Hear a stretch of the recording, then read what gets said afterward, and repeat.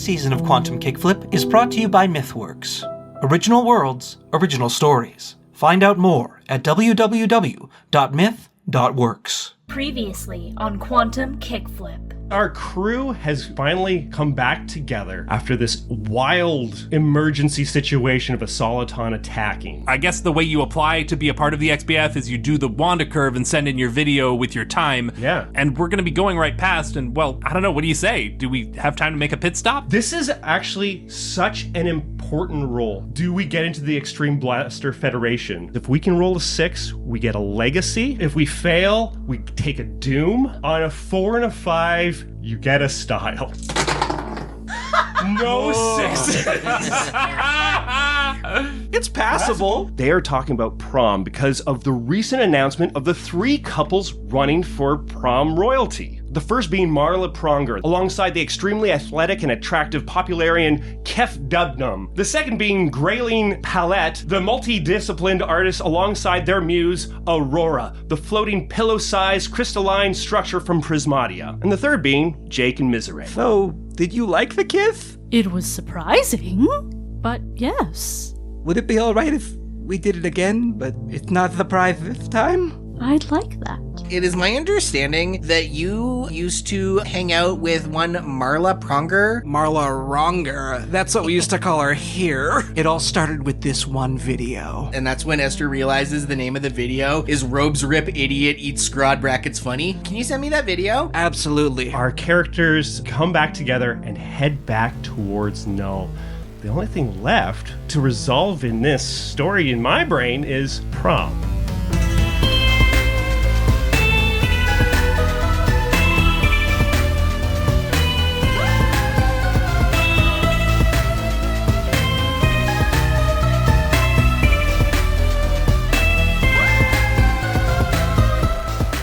Hello everybody and welcome back to Quantum Kickflip, a Slugblaster actual play podcast. My name is David Ray and I'm your Slugblaster Game Master podcaster. And I'm here with 4 of my best and funniest friends. And guess what, folks?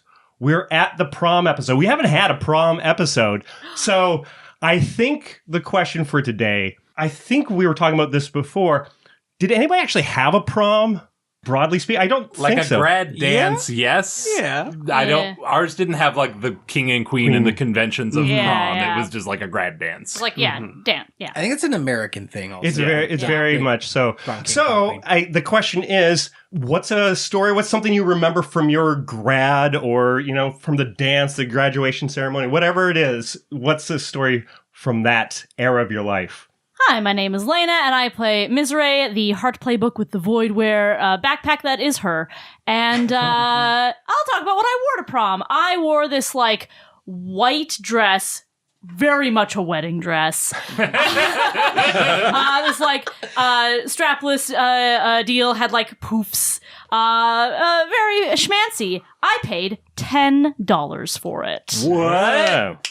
Facts. Is there a story? I went to a store in Bonnie Doon Mall. Going to Bonnie Doon Mall, Another baby. Edmonton Mall for all you Edmonton Mall freaks in the audience.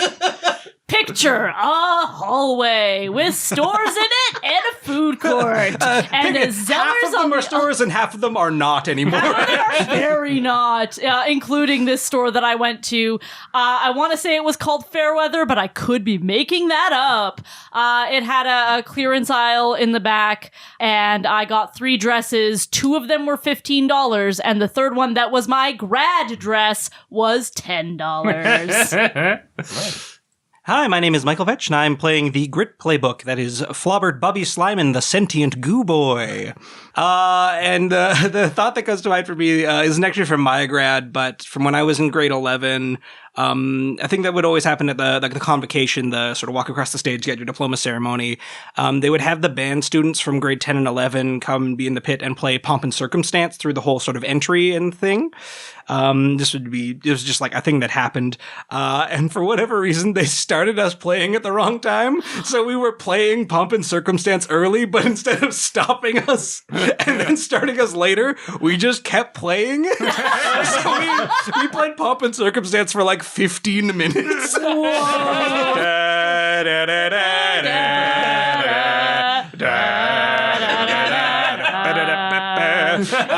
just kept going on loop, and it was so stupid. Hi, my name's Liam. I play Esther Infinitē with the jailbroken microphone. She's the Guts playbook. I'm glad Michael brought up the music thing, because honestly, most of the actual grad night I had, like, kind of sucked for reasons that aren't even funny or interesting. Mm-hmm. So it just kind of even saying it like that begs, like, well, now I want to know. You don't. It's just all kind of a drag. But I do recall in the weeks leading up to it, there was a vote on what the grad song will be. And my friend Dylan, the aforementioned fellow who put the 1 liter bottle of pop down his sweatpants, Dylan! championed successfully, unsuccessfully, to get all the votes to be the Imperial March from Star Wars. Legend! And got enough people to sign it that it was technically what won the vote, but then the grad council was like, no. Motherfuckers. So, democracy dies in darkness. And yeah, it was, this is how old I am. I believe our grad song was a new, popular, relevant song that summer. Tonight's gonna be a good night. Tonight's gonna be a good night. Yeah. Yeah, Cartman singing that song. Yeah. Hi, my name is Robyn. I play Goby Lubgorch, the Smarts playbook with the powered armor. And much like Michael, my story is not from my grad, but from a previous, because in a small town, when you get to a certain age, like, every year, everyone goes to every grad. Like, you're not at your grad, you're also at the previous grad class's grad and the grad class before that. And probably, like, from grade 8 up, you're going to all the grads. Because what else are you going to do on that weekend? There's nothing else happening in the town.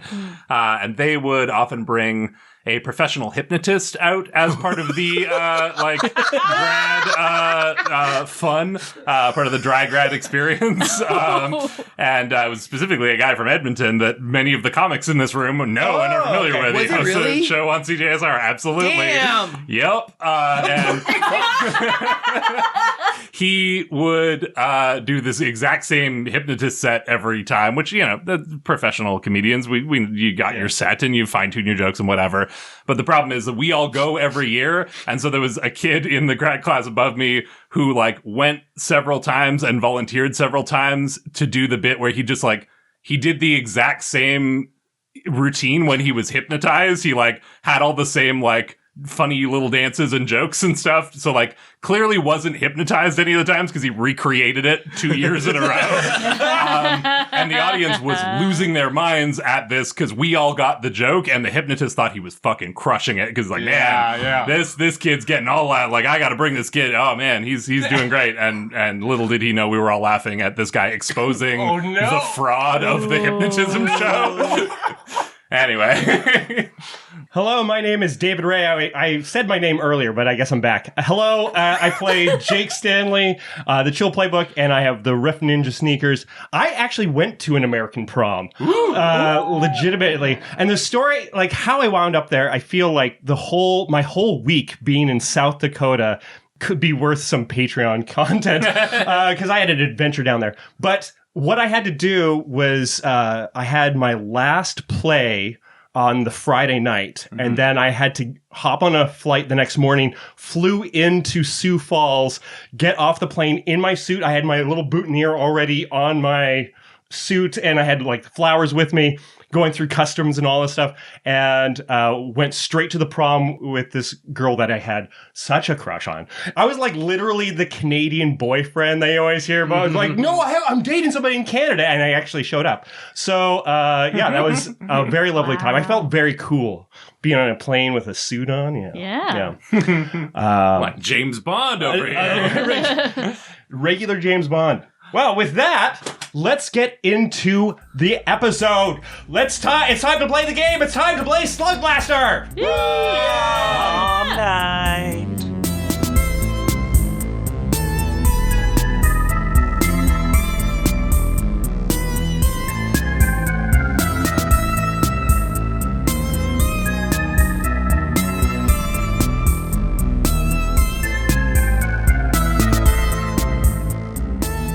We're going to turn to Liam. Liam, I want you to kind of lay out for me. We're going to kind of like skip through this next month leading up to prom. Sure. Liam, I have to ask, what does Esther do with this video? You're holding on to it. I think what I want to see, Tommy May is going to actually approach you at school. Like, I'm thinking you're in the computer lab or whatever. They have, like, you know, that bank of 5 computers. Sure. Tommy May is going to approach you and is very interested to know what you're going to do. So, did you go to Thanaspar? I did, and I talked to Panacea, and oh my god, I got the dirt. It's for real, no cap. It's humiliating. It's wild. So they used to call her Marla Ronger, and which is kind of corny, but like it really seemed to have stuck. And then also they showed me this video of Marla like trying to do like a man on the street. You have to see. Do it. not It's tell wild. me. Do not tell me. Show me right now. Okay, yeah, it shows you. And shows Tommy May the video of Marla trying to do this like junior reporter thing, tripping on her Thanaspartian robes, falling down a cobblestone hill, and all the other, you know, juicy dirt. You know, shows the video, explains all the other juicy dirt that that Thanaspartian told her, and yeah, so it's like pretty humiliating. We could put this on social media right before prom. I could probably hack the Jumbotron in the gym and play it on the big screen. We could lord it over Marla and just watch her squirm. I mean, we got options. This is the best day of my life. And as Esther sees this sort of look of malicious glee come over Tommy May, who this whole season is kind of waffle between being like, you know, just like a nice accomplice to Marla to being as cutthroat and mean as Marla, doesn't like this look coming across Tommy May's face. She's been thinking a lot about how she treated Jacob, how she sort of learned that, you know, this isn't Popularia, having people fall from grace and be humiliated. Nullites are a little more sensitive to that. It's not a business move. It's not part of just, you know, being part of society here. People actually, you know, feel sad feelings about it, being humiliated in front of their peers. And even though she like pretty excited, like Tommy May came up and asked for it, and so she showed, but she's immediately regretting showing Tommy May this. She was already kind of questioning if she was going to use this at prom like they planned, but now even just seeing Tommy May's face, she's like, okay, you look like you're tenting your fingers and grinning like the Grinch. You just got a plan to steal Christmas from who? I mean, yes. Like, we're in on this together, right? Like, first of all, you were the one who was telling me to ditch Marla in the first place. And, like, don't you want to get a win? I do. Look, Tommy May, this was fun, and I'm glad you got me hip to talking to Panacea, because I do like knowing this about Marla, because she does kind of suck, but look. Tommy May is like just nodding. They're like, yeah. I've been through so much with Jacob, Flakes. Jacob. Yeah. You know what? Actually, his name is Jacob, and that's the whole thing. They're giving you a weird look now. I think my efforts are better spent promoting the people I do want to win Prom King and Queen instead of trying to tear someone down, because it can have a lasting impact on their sense of self and how they carry themselves through the world. Wow. That is really short-sighted and a little sad. You know that people don't win by other people gassing them up. It's because the other people lost harder. Yep. And look, if we were on Popularia, I wouldn't disagree.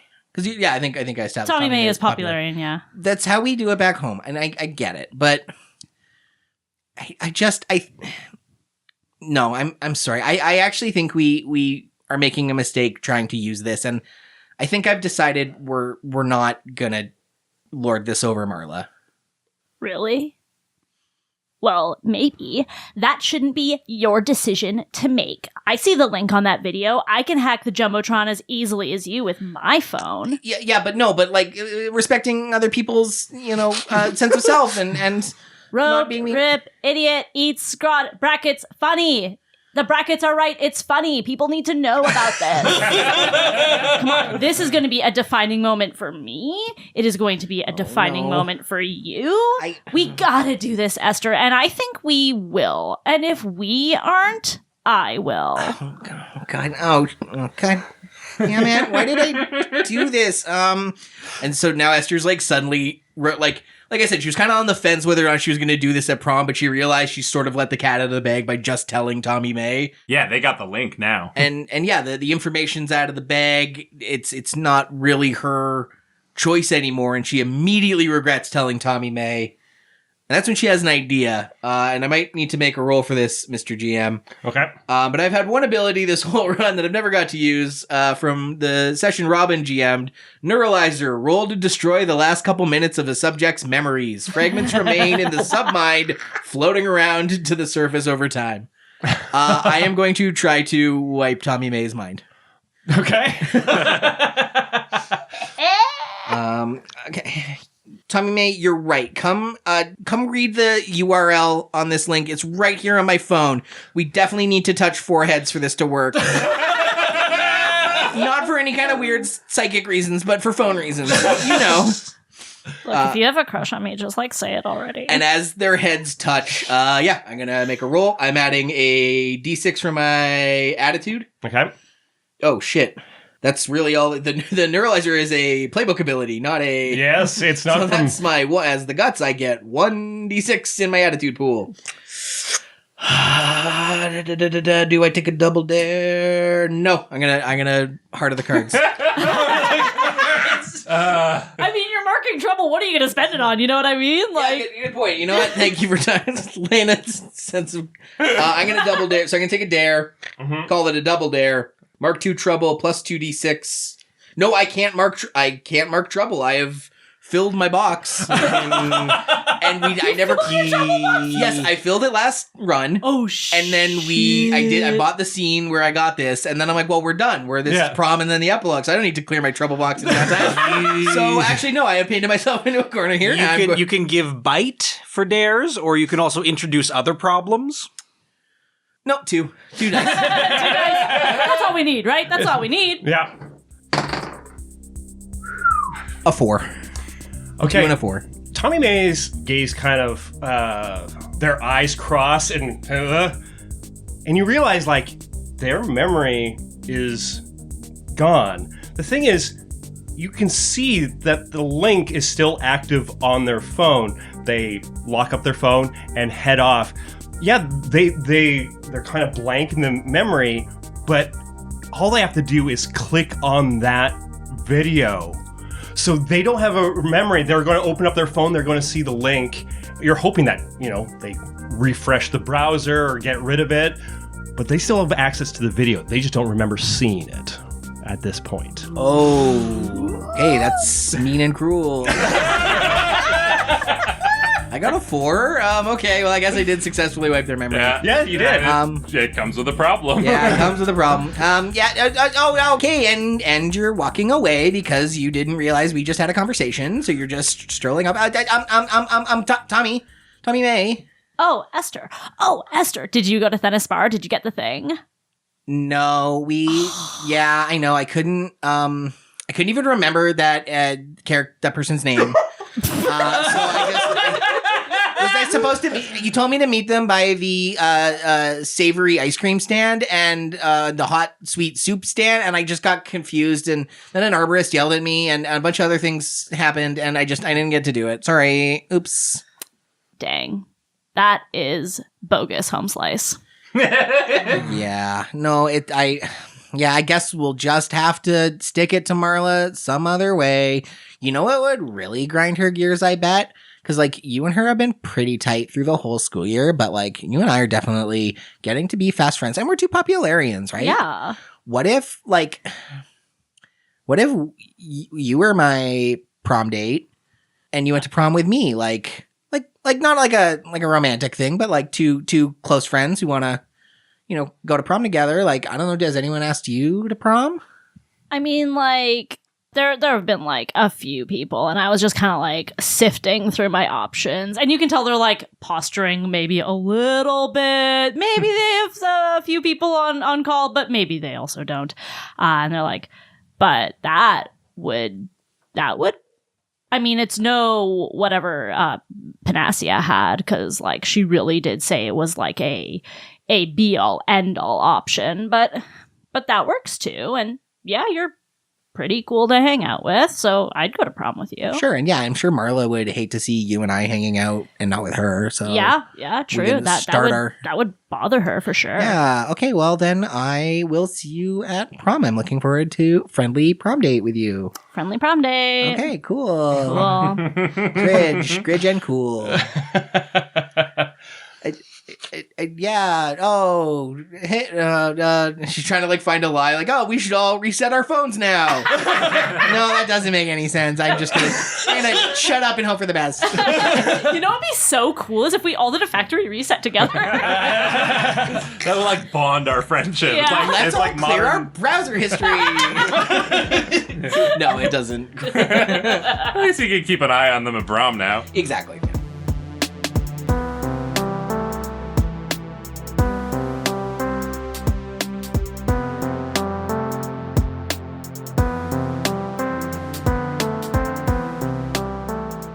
We cut to the end of May. It is now time for the prom at Bright Academy. The bass of loud music thumps through the hallways.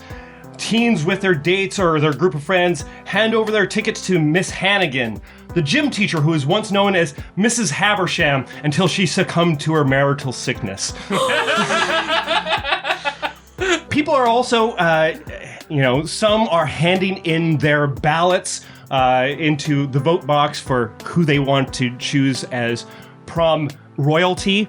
People are talking about it. It's interest. Everybody's dressed up to the nines. The Popularians obviously are so ready for this. They have the loudest colors. They have patterns that seem to clash in this big wild thing. I think it's because they know what's beyond, because they helped plan a lot of the what the inside of the prom looks like. Yes. And so I want to kind of check in with who do you think shows up first to the prom out of you guys? Oh, it's gotta be Miserée and Jake, right? Yeah. Like, Miserée would very much advocate for them being there. Be there right away. Yeah. Whatever the setup time says on the invitation, like, Miserée's there. What does Miserée look like as she's coming in? Like, you're a black void. How do you dress up? She has reconfigured her void shape with the collapsible panels so that the bottom part is just like a cone going out as an approximation of the skirt of a dress. Yeah, bathroom sign silhouette. Very much so, yeah. So there's like no flow to it. It's just like Not at all. It is rigid. 45-degree angles. Yeah, very much so. And she's got her like humanoid upper body with like the ponytail. And I think she is all void except for the corsage on her wrist. She's keeping that out. Yeah. Rather than a ponytail, do you have like a fancy prom updo? Did you get your hair done for prom? Yes, again, does not look very detailed. It's just vaguely beehive shaped. Yeah. Loop. You can picture it. Beehive. Yeah. And you're on Jake's arm, and Jake has a nice new suit that his dad helped pick out for him and everything like this. He got his hair cut and everything like this. He's got his boutonniere on. And he also has these special gloves on his hands, so that way he can, touch you and be able to, not lose his mind as much. And you were walking in together, you're saying hello. You've noticed that there's this shift in the energy as kids kind of recognize what Jake and the crew did was very helpful. You know, people are like saying, yeah, we're going to vote for you. And Jake is looking very proud as he's coming in. And as you're approaching the entrance into the prom itself, you know, you hand in your ticket. Miserée, I am so excited. I think we could potentially win. I think it's going to be close. I can't believe we're finally at the day. I'm giddy like a school void. And the two of us enter into the gym. And the gym, you realize head teacher Stanley felt awful about the disaster of the Soliton and everything, scaring all the kids. That he kind of like splurged maybe a little bit more than he should have, and got a full-on reality projector with a Cramshon crystal that has projected over the entire gym, making it look like, I mean, he didn't design this, Popularians did, but it's this very neon throne room. If you imagine, a combination of like a medieval castle, but it's all sharp angles, all neon colors. There's purple and pinks and blues and all these wild shapes come into play. There's also those chairs that have like, they're a big circle and the backing is just like a little pillar in the middle kind of a thing. So it's like it's a big round couch kind of a thing. Oh, yeah. Okay. The thrones are at the back and they are all lit up with like neon outline to it. The throne shape is like this irregular triangle, the back to it, so it's like a weird, wild 80s style shapes. And it kind of looks like the intro to Saved by the Bell just got turned into a whole like throne room.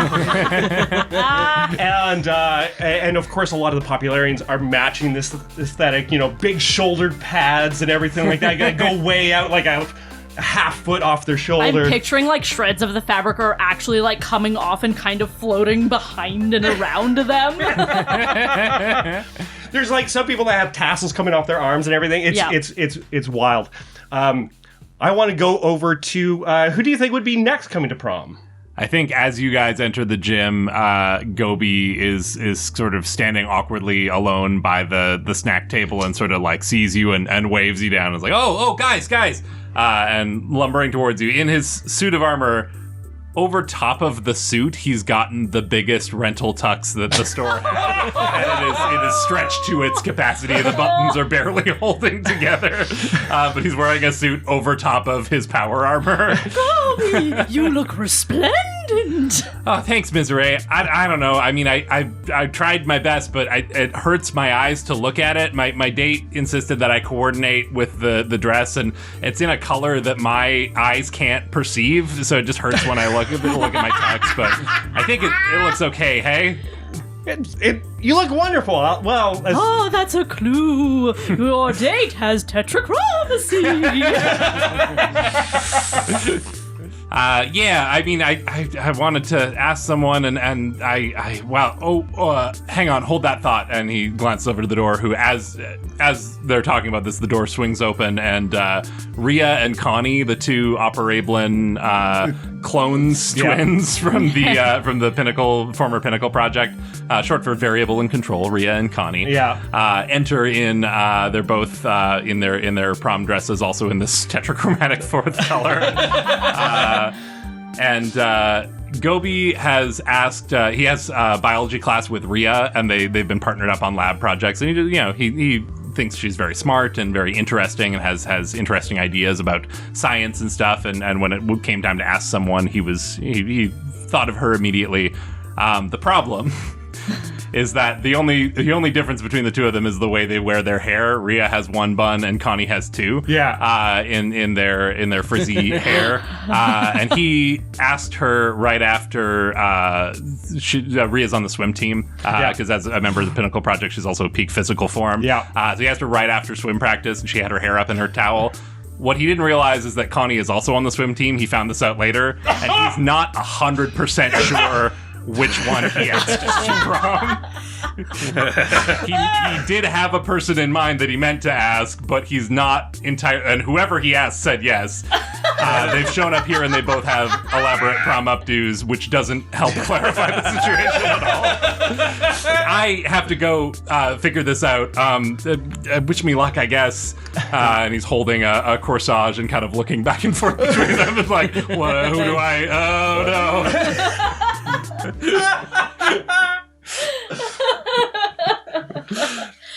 I hope you best your foe in this encounter. Your foe of confusion. Wow, get on a Gobriel! He's looking spiffy! And of course, Bubby's coming in next. How does Bubby dress? So Bubby has on the fanciest ball cap he could rent, which is it's all black with some nice white piping along between the panels. Mm-hmm. The front two panels are white and they have a bow tie sewn on there, so it looks like a t-shirt with a tux pattern at the front, essentially. Tuxedo t-shirt, baseball cap. Yes. Oh my god. Who did Bubby come with? The Bubby actually just is entering the gym alone at the moment, and he scoots on up to the two of you. Gumdrop, Meeple, or Chalamet. Oh, I didn't think about when he becomes human form. At the moment, You could wear a tux. You've established that you have a teen boy form. he is just as a gumdrops and he just scoots on over. If he does become Chalamet form, he still is just the yellow form with the hat on. Incredible. Have I been to seen Sam and Doug? I was supposed Sorry, who? Sam and Doug? They were getting dressed. They're going to be here like really soon, I think. What are you going to prom with them? They said that we were gonna. Oh, what did they say? That we were gonna go. We were gonna go stag. Well, you can do that, but how are they going to change their forms to stags? I don't know. They just said the three of us should go stag. They had a plan to make the night more fun, and they needed me to be here. Well, I like that they think I'm a real party blob. And I think Jake was going to correct what stag meant, and it says, it's like, yeah, you know what? I think you're going to have a lot of fun. And Flappy, by the way, Flappy's also there. Flappy is there and just like, but can't really do it. He goes, when it comes out. How does Flappy dress up for prom? I think Flappy's hungry. I think Flappy is just he struggles to wear any clothes. Yeah. So I think he's just kind of Jacob Sharpied on a bow tie. maybe took a drop of ink and tried to some food coloring. Try to put it in. It's a real blotchy. The 3 drops. So then you're going to go off and find Sam and Doug then? I guess so. Yeah. Yeah. Well, thanks for all your help with getting all the posters up, and it's been great. No worries. I really hope you two win. You guys look great. You're going to be great royals. And honestly, looking at the polls, things aren't looking too hot for Grayleen and Aurora. Ever since a giant pink crystal celestial attacked the school, Aurora's not doing so hot. Yeah, Aurora really had a hard time after that. Well, I guess I will work in our favor, I guess. All right, hey, where's Esther? And then showing up fashionably late with Tommy May in tow, Esther arrives. So I think Tommy May has their spiky, bleach white hair up. I described that they always wear a long hoodie that goes down to their knees. And I think on this particular occasion, they're still wearing a long hoodie that goes down to their knees, but it's like powder pink and sort of a little flowier. So it's got the bit of a gown kind of flow to it. A silken hoodie. No, it's still like cotton or whatever. Okay. Hoodies are made. It's still a hoodie. This is Tommy May doesn't change their outfit. But it's this Princess Peach pink hoodie, and then written in white Helvetica text across the chest, it just says tuxedo. Very good. And Esther, being a Popularian, they're dressed up very nice. However, I love, Dave, that you sort of established all the other Popularians are like look like they're going to like the Met Gala in space. Like they're just like the most extra. Esther is dressed nice. So like a purple dress, kind of the same color as her, like so dark purple it's almost black. Yeah. This is maybe one shade lighter, and if it catches the light, there's maybe a little bit of a twinkle to it, and it's just like a very nice dark purple strapless dress. It is connected to her phone. Yeah. And I was trying to think, like, what does the phone do for a dress? And so these are the three, if I may, because we improvised this podcast, but I knew we were going to prom, and I couldn't help but decide what Esther was going to wear. So these are the three things that the dress does when it's synced to the phone. So the first one is it sends a little signal through, like, a vibration or maybe, like, light electrical charge along the chest, like the hem at the top, in the direction the phone can sense when someone is about to take your picture, and gives you like a 3-second heads up and a general vibe of the direction the camera is, so that you have a second to smile, and at no point will you be caught with a candid photo. So anytime someone's gonna take her picture, she has like a 3-second head. The dress gives her a 3-second head start to smile. Yeah. Nice. Also, the phone hears whatever music is playing on the dance floor, and there's like tiny LEDs along the bottom of the dress that project the dance steps appropriate, if you don't know. And then third, most importantly, that same sort of electrical charge inside the dress that points you to where the camera is. A slightly stronger one on the outside of the dress. It senses if anyone approaches. And if any sort of strange man tries to put his hand on the small of your back, they will get electrocuted. Yeah. A little bit of a little stun turn. But yeah, Esther looks radiant. She's smiling. She looks fantastic, but she looks nice, not over the top popularian nice. Right. Nice. As you are like looking about, the lights kind of fade a little bit, and like spotlights seeming to appear out of nowhere, because once again, this is a projected reality, but light spotlights at the entrance, and suddenly there's like a change in music, like you're I feel it's similar to like a sports team's entrance when they're coming through. And of course, coming through is Marla Pronger, along with her date, Kef Adebnan. And they come in, and people are like, yeah, it's mostly their friends that are like really leading this and cheering and all that kind of thing. And Marla is smiling, kind of like catches eyes with Miserée very briefly, and just like kind of showing off, but then they're like, yeah, I can't stare at those eyes too long. She flashes a pearly white, too pointy smile. And then she also turns and sees you, Esther, and begins approaching. Oh, hi. Hello, everyone. So nice to be here. So nice to see all of you. Esther, so nice to see you at prom. You look presentable. Hello, Marla. You sure made a big entrance. Esther, we've met before. Kev, nice to see you again. Hi, Kef. Nice to see you again. Thanks again for those hacking tools a couple months ago. You know what? And he puts his hand on your shoulder and makes intense eye contact with you. I hope they helped. You know what? They did. You look great, Kef. I mean, honestly, Kef, you're like really put together. This is an excellent outfit. Yeah, it is an excellent outfit because he coordinated it with me, and we are the perfect prom couple. And yeah, he does look really good, doesn't he, as my prom date? Yeah, you know what? I hope you guys both have a wonderful night. I'm excited to see who gets all the attention tonight. Me too, because I know who it's going to be. Me. And she's like pointing. She's pointing with one arm. The other arm is like around Kef's arm. Yeah. No, I one arm's like playing with her hair. It's done up nice. It's going to be a magical evening. It really is. And I'm glad that you recognize just how magical this evening is going to be, because that means you recognize why it's going to be so magical.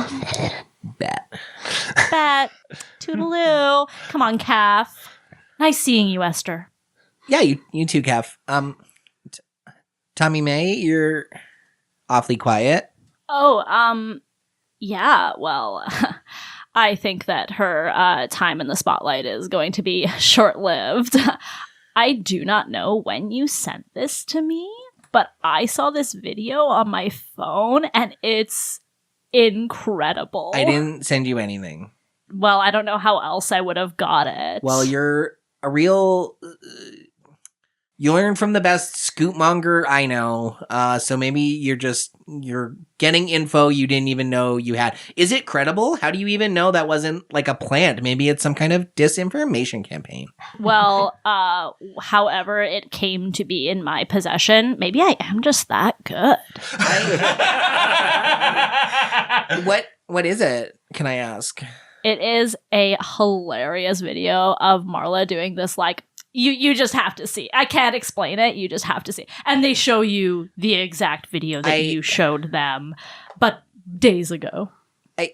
That is very funny and very humiliating. Thank you. I think the whole school will agree when it shows up in the slideshow later. And there's the thing is the slideshow is already going cycling through photos from across the year. Sometimes there's video of from the swim team and all this kind of stuff, and it's just slowly cycling through. It's just a shame that you're not going to take any credit for it, but it will succeed in utterly humiliating Marla and tanking her chances of winning prom queen. So I guess your little friend Miserée might win after all. Esther bites her lower lip and thinks, Tommy May, I don't think we should show that. I don't think you should show that. What? Look, Marla sucks, but yeah, I'm really confident that my friend Miserée and my other friend Jacob are going to win prom king and queen. That will be humiliation enough for her. I think this is just adding insult to injury, and I think if you look down deep in your heart, you'll agree that it's mean. You know what? I'll make you a deal. I'm listening. And this is, Esther has no intention of actually following through on this. If they win prom king and queen, I will not stop you from showing that video. If Marla and Kef win? Yeah. I get to carry them. Like Carrie, the film with the pig's blood and the... Yeah. Yeah. Okay, but what's if anybody else wins, then we don't humiliate Marla. You don't humiliate Marla. I don't want anything to do with this. Fine. You seem to really have it in your head that this prom might go a different way, and that's pretty cute. So I accept your deal. Great. I'm going to go drink some of the non-alcoholic punch. And then, under her breath, definitely not try to hack the slideshow. Okay, bye. You were breathing really loud at the end. Watch out for that. That's weird. For a second, I thought that was a note for Liam, the podcast.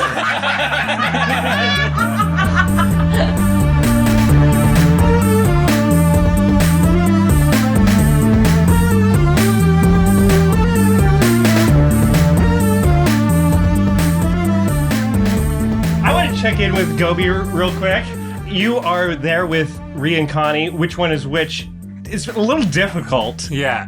Goby is looking back and forth between them. He would be sweating profusely if he wasn't underwater. Yeah. He is glowing bright lavender through his aquatic form and just sort of shaking. You can see bubbles inside the suit from his visible panic as he cannot figure out what to do. He's holding this corsage and kind of trying to keep the conversation going long enough that one of them will give him an indication that she's the one he asked to prom, but it's starting to get awkward where he's been holding this corsage for too long and he needs to give it to somebody. Did you say they both have fancy prom dues? Yeah. Is it cool if they're just mirrored shapes? Yeah, I love that. Yeah. Still distinct because they're not trying to do this to him. This is not like a ruse they're pulling. Yeah. They have distinct hair shapes because they know they look alike. They're clones. Yeah. They throw people a bone, but he cannot tell which one is which. I've been talking with Connie the entire time about being so excited for this prom. It is really such a magical night, and it's just made all the more special by just like everything that led up to this, you know? Especially when I see you with your corsage there, and I'm like, I can't wait. We were talking about like this has always been the hope. I mean, This is like a dream come true. We both couldn't have dates. No. I mean, one of us is without a date, one is with a date, but you know, I hope it is okay. So there wasn't a second, that we're not waiting on a fourth for our little party here. Oh no, no one's gonna come walking up and conveniently approach one of you at any moment now, and please God. Which is a little sad, but also it's like, it's okay, you know? Because like we're just so happy for the other person. Yeah. This is the thing. We're sisters. We are. And we're always happy for each other. And the fact that we get to experience, you know, it's like a dream come true for both of us. Yeah. That one of us will take pictures, and then the other will be that way we can show our family when we get back. Well, I mean, are you sure? Because I wouldn't want anyone to feel left out. So maybe I just throw this corsage in the trash, because I don't want anyone to have anything over anyone else here, and I'll throw my boutonniere away, and we'll go. We don't need all these fancy flowers. One of us needs to have a nice prom. Yeah, that's right. If one of us is happy, then we're both happy. Yeah, exactly. Well, so you can't do this, Goby, because it really does mean a lot. Yeah. Hey, man, Connie. How did it go? Have either you seen Sam and Doug? Well, I think they're over there. I mean, you know what? I'll be back. I'll just help good old Bubby find a way. Okay? Bye, Rhea. Bye-bye. Hey, Goby, I didn't know you'd such a dogfish.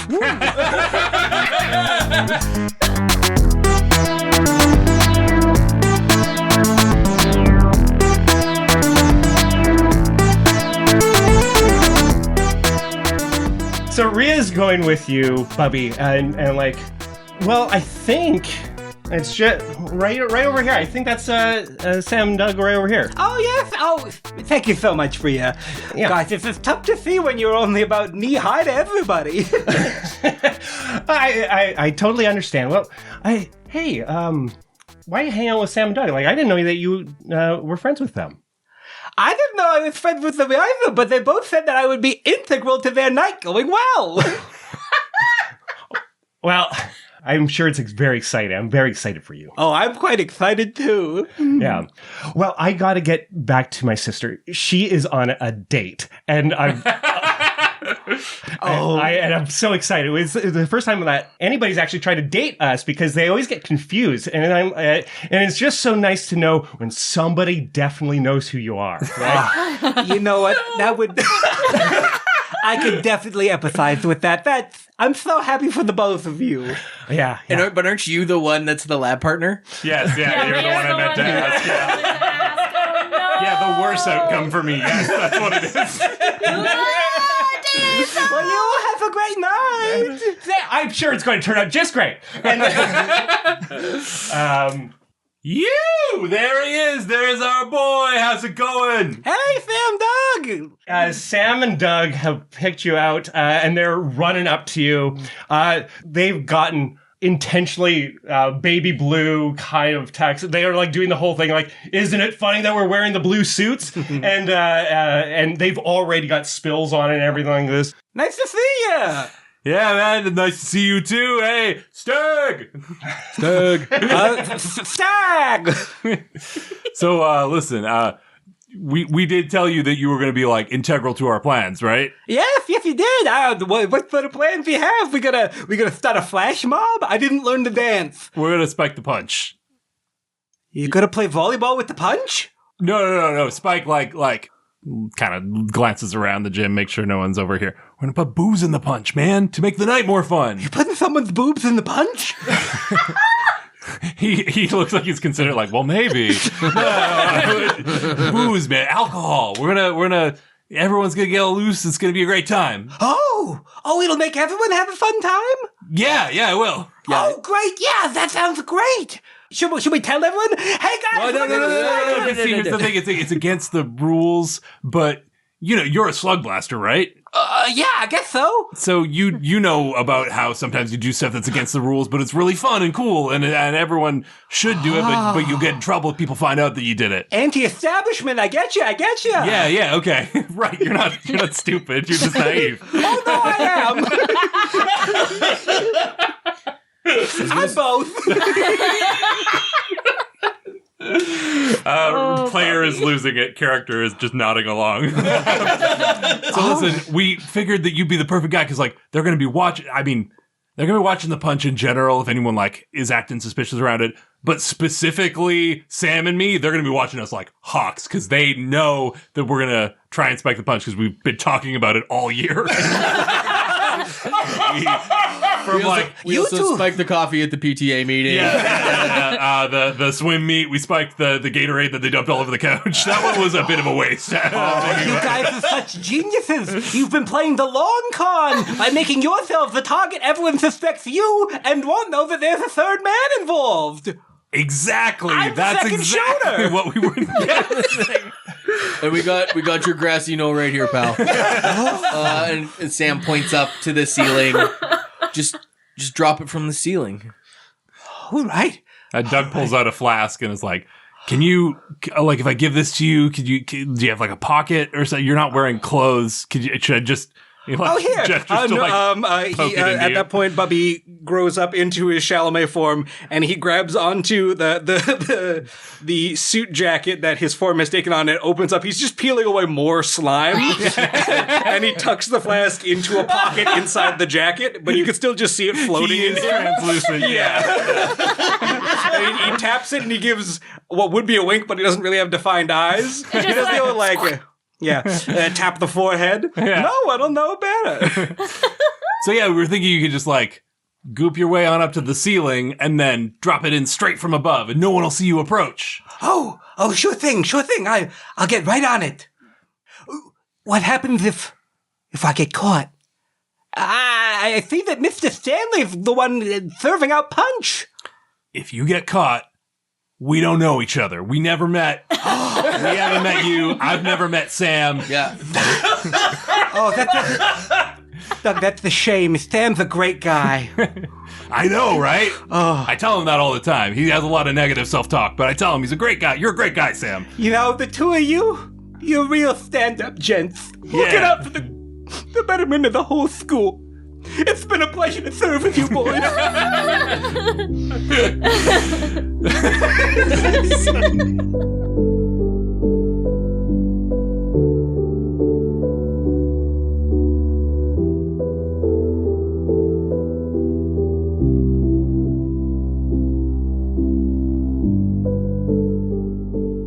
We're going to turn back over to Miserée and Jake. I think the two of us are probably going around and schmoozing a little bit as best as we can. And I think it's going fairly well. And I think after, maybe we talk to Theta 7 and they're just like, who are put off by the whole idea that, the school year is still going. Still cannot stand linear time. Yeah, because this is the weird Quahalian locked in a orb, right? Yeah. And afterwards, Jake kind of takes you aside and just like, hey, this has been a lot of fun. I agree, it has been fun, and I'm glad we're doing this together. Yeah. I mean, you've been really important in this year. I mean, the whole crew as well, but like, you've been really supportive. You've given me some more perspective, and like, you really helped bond our team and everything. And I mean, you saved my life, and I've come to really appreciate that. And they're getting ready to announce the votes or whatever, but like I have something to tell you, and maybe we'll talk during like the first dance or whatever. But I appreciate you. Thank you, Jake. That's so nice, and I really appreciate you too, and everything that we've done together. And well, whatever you have to tell me, we will just have to make sure we tell it in the dance, because I am saving the next dance for Bubby. The first dance when they announced the... Well, yes, it's the prom king and queen dance. Yeah. Which, of course, we would need to do, because we would be prom king and queen, because I'm pretty confident that we're going to win. But then the next dance, well, we are going to this for the the royalty, and Yeah. and well, I also want to have a dance with Bubby as sort of a date in a romantic sense. Oh, you're dating Bubby. Yes, Ah, okay. since Prismatia. Oh, it's just for the last month. Why have you kept it secret? I didn't know. Well, I mean, it wasn't that I was trying to keep it from anybody, but, sometimes you're a void and you're sitting in the corner of the room and everyone thinks that you're just like, you have something going on, but it's like, no, I'm just vibing. I guess what I'm trying to say is no one, really asked, I guess. Oh, fair. I guess I was caught up from recovering from the run to Upper Ablum and everything. It was a lot Yeah. after the Soliton and everyone preparing for finals. Finals. Yeah, I barely got through them. Well, that's really great. I'm happy for you. Thank you. All right. Well, I guess we'll talk more in our dance. and that's when coming to the front is Miss Hannigan, who is you can tell that she has kind of wiped some tears away, like her mascara has been kind of running. And she goes to the front, and Mr. Johansson is also there, and they're like, okay, it's time to announce the prom royalty. And we are now going to roll our epilogue rolls. Everybody is in a kind of a sticky place, and our high points and low points will be connected to how this kind of resolves. Sometimes we've done epilogues that go for, years and all this kind of stuff. This is to the end of the school year. So what happens here at prom is going to be determined kind of by, the major events are going to be determined by this role. Whether Esther can successfully stop Tommy May from humiliating Marla, whether Bubby can successfully spike the punch without getting caught, whether Goby can navigate his 2 dates to the dance conundrum. Yeah. It all comes down to And this. whether you guys win prom king and queen. Whatever happens with that. Also that. Yeah. So there we go. Sometimes we've had high stakes. This is high school stakes, which I think are more high. So with that, let's get to rolling. We're going to just do the individual rolls here first. We're going to do the crew ones later. That'll kind of take place after the prom finishes. But before we roll, let's just check in. Let's see what legacies and dooms we have. How it works is we roll a die for every 2 legacies we have for our high point. And then for every 2 dooms, we roll a die for our low point. So we don't want a whole lot of dooms walking into this, and we want as many legacies as possible. How about we go just around the circle here? Michael, what does Bubby have for legacies and dooms? Yeah, on the doom end, I only have 2. They are Flo Malone and Bad Blob. So I'll be rolling 1d6 on the low point. And for legacy, I have 4. Knight of the Tessarachnids, 1 BFF, M Kiss, which I think was Monster Kiss. Or M Train Kiss. Or M Train Kiss, right, yes. And Good Blob. So I'll be rolling 2d6 for my high point. Nice. Goby did pretty good on Legacy. We got 4 Legacy, 2 from my Smart Track Exocotidae and Balanopteridae, also Knight of the Tessarachnids, and 1 BFF. I think those are ones that we all got. And over in the Doom camp, I just got 1, also from my Smart Track Alpha Day. That one didn't go so well for me because I knocked down a lookout tower. But I assume, even though I don't have 2 Doom, it's got to be roll a minimum of 1 die, right? I don't get to. So what you're telling me is I played like a sucker. I could have gotten another Doom. Yeah, you really should have swung for the fences. I was min-maxing this. Yeah. Shit. Yeah, for Legacy, I've got 1 BFF, which I think we all got when we formed the team. Hacked God and Soliton. And then for Doom, I have Factory Reset and WWAWKD. Yes, Miserée has 4 legacy, 1 BFF, Tessarachnids and M-Kiss. I got 2 Kiss legacies. Makes sense. I'm the heart. I got 3 Doom. Heartbroken, disingenuous, and let down. She's also been through a lot of heartbreak as the heart. So I'm rolling 2d6 for my legacy and 1 for my Doom. Yeah, it's going to be rounding down. I really min-maxed my Doom, apparently. Yeah, Laena did really well. Yeah. And Jake has Sugar Daddy, Knight of the Tessarachnids, Jake, One Big Flappy Family, and 1 BFF. You got 2 that were... Essentially, one was the phrase that inspired the second one. Yeah. So with 5, I get 2 dice. And then over my Doom, I have Plinko, Snitched, They All Hate Me, and Worm. Damn. So I'm the only one rolling with 2 on the low point. Oh, good luck. This doesn't look good for old Jakey boy. So we're going to roll, and you are going to hear the outcome in just a second. Come on, baby.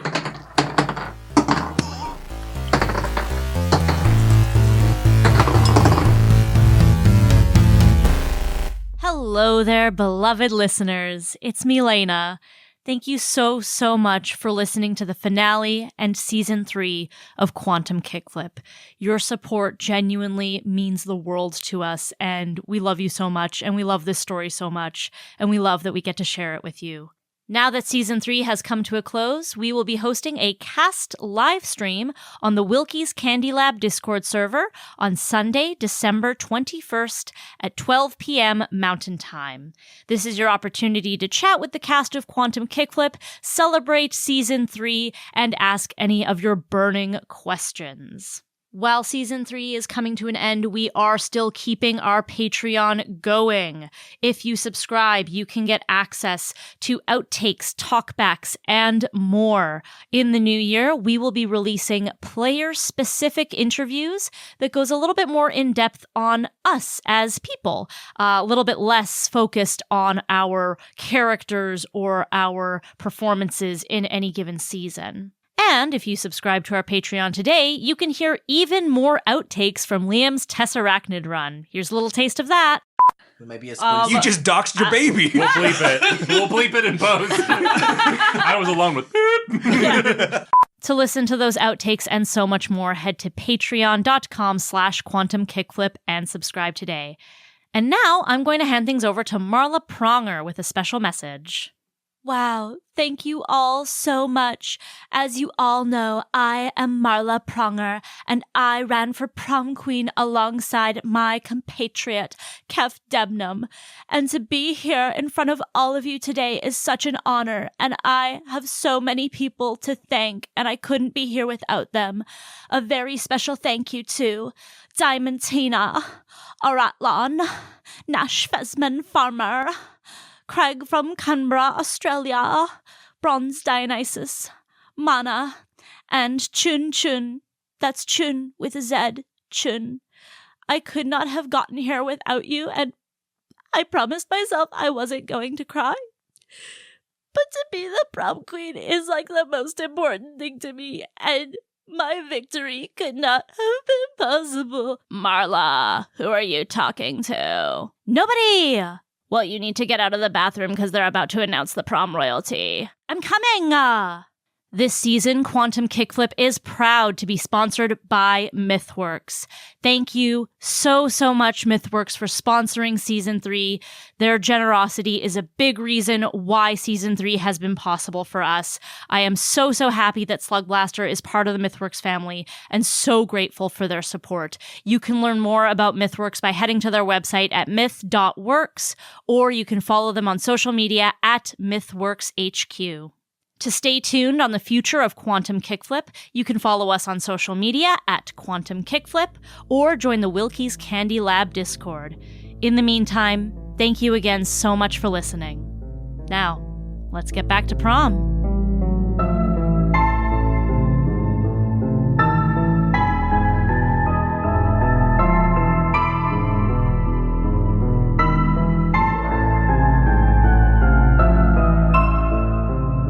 The attention of the school focuses on Mr. Johansson and Miss, what was her name? Hannigan. Miss Hannigan. She's Hannigan again. He's Hannigan again. And Mr. Johansson like taps on the mic, and you hear that. Well, we have the results of the prom. Royalty, please give your attention. All the focus should be up here. Jake, it's happening. It's happening. Oh, come on, it's going to be so great. And your winners are.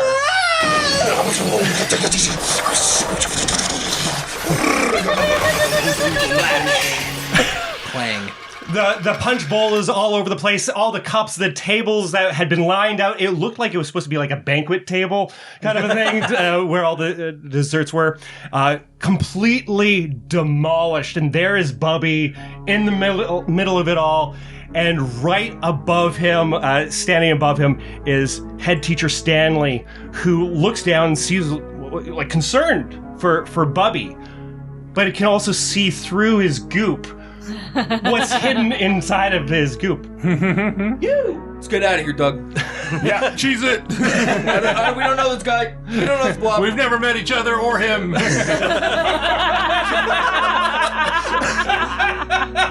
And head teacher Stanley is grumpily like trying to push him along. All right, Bubby. That's. Listen, I don't know what you thought you were doing on the roof, but I see what's in your pocket. Is it a pocket? I see what's in you, and you're gonna have to come with me, buddy.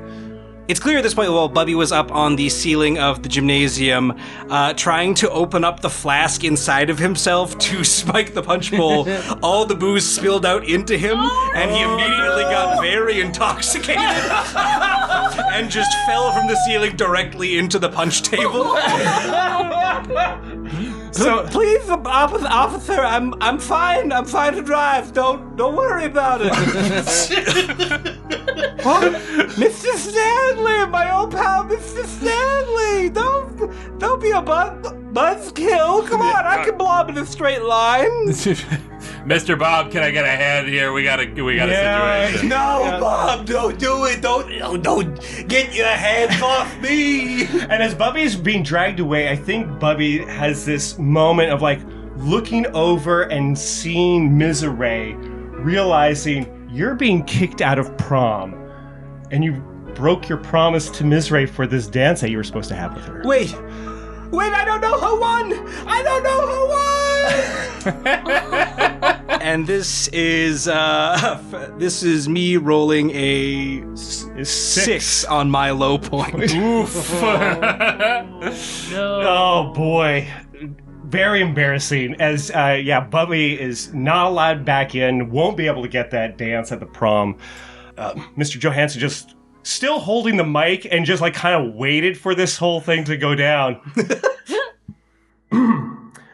All right, well, the prom royalty, as voted by you, is Jake Stanley and Miserée. And everybody's like clapping, and like Jake's pumping his fist and everything. Miserée's like lit up green. She's so excited. She loses her form for a second. She's just like this jagged black firework for a few seconds. And then she like tries to collapse back into her prom self, and it looks even more like a washroom sign. And Jake is like taking you by the head. It's kind of hard because like your sharp angle. I have to hold you at arm's length with you. Yeah. But we go up to the front. They put on the crown. Does the crown sit on your head? I think it like sinks in. At first it goes zoop, and then like the corsage, it like pokes back out. Very good. Everybody is cheering, like clapping. It looks like there was enough votes from everybody to pull them through. And Miserée is like looking out at everyone who's like clapping and cheering, and she's so excited that this student body, who at the beginning of the year regarded her with like not a lot of regard, and you know there was some fear and some avoidance and that kind of stuff, but throughout the year, and like with the Night of the Tesseracnids and with the Soliton, she has won the student body over. And she looks over at Jake and she says, "I couldn't have done this without you. You have made me so happy. And this was me rolling a 6 on my high point. Living the dream, popularity, money, lasting friendships, or just complete happiness doing what you love. You get what you wanted most. And as Jake is hearing this from his friend Miserée, and he gets to look back over the crowd of people who are like smiling, clapping, and it's kind of like the first time he's seen this, kind of looking out across the crowd, that people have kind of accepted him, and he's kind of realized he hasn't heard plinko or worm or any of that the whole night, and he breathes kind of a sigh of relief.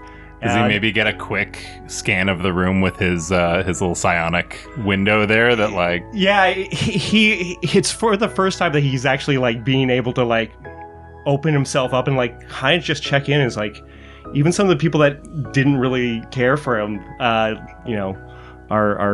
kind of not only are they not saying plinko, they're not thinking plinko. Yeah. And so it's just kind of a nice relief, but ultimately he's just very happy for Miserée because this is all Can from I Miserée. add something? Sure. A chant starts going. Jake. And I want to say that the person who starts it is Shelly. Yeah, it's Shelly at the back. Jake.